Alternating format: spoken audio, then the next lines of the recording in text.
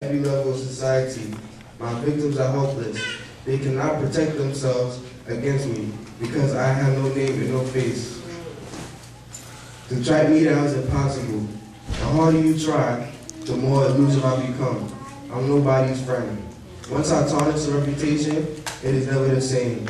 I topple governments and ruin marriages. I destroy careers, cause heartache, and sleepless nights. I wreck churches and separate Christians. I spawn suspicion, generate grief, and make innocent people cry on their pillows. Even my name hisses. I am gossip.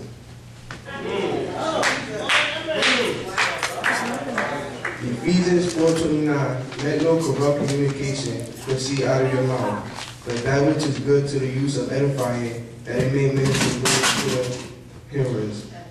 Scripture is James 3:5, King James Version. Even so the tongue is a little member, and boasteth great things. Behold, how great a matter a little fire kindleth. My subject today is help. My tongue is on fire. Words are powerful. They can encourage, uplift, tear down, and destroy. James 3, verse 1 through 12 talks about controlling the tongue. James gives 3 illustrations in sequence to show the power of the tongue. The first 2 demonstrate the tongue's power to affect us. A bite in the mouth of a horse has the power to turn a very large and strong animal with only the smallest emotions. Likewise, a small word can set us on the path of truth or on the path of lies. Did you do your homework?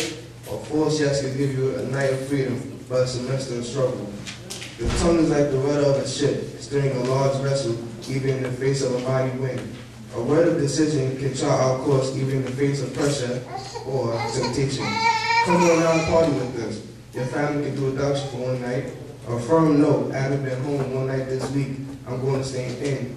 Our words have the power to back up our actions or undermine them. A third illustration shows how the tongue can affect others as well as ourselves. James compares the tongue to a spark that sets a whole forest on fire, a tiny piece of gossip.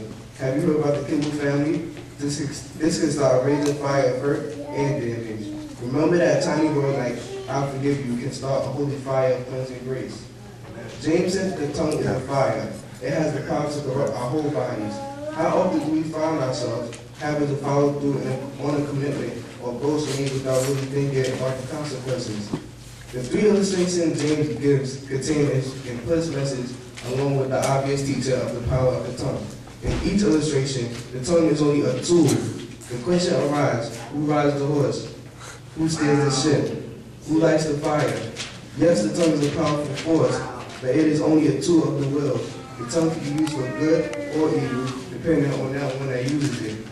Here are some examples of wrongly using the tongue: gossiping, putting others down, bragging, manipulating, false teaching, exaggerating, and complaining. So I encourage you to look at the things you say. How much of it is criticism? How much of it is loving? Do those weigh out in the balance? If you put them on a scale, do the loving words weigh heavier than the critical ones? I would like to close with this. Before we speak, we should ask ourselves, is it true? Is it necessary?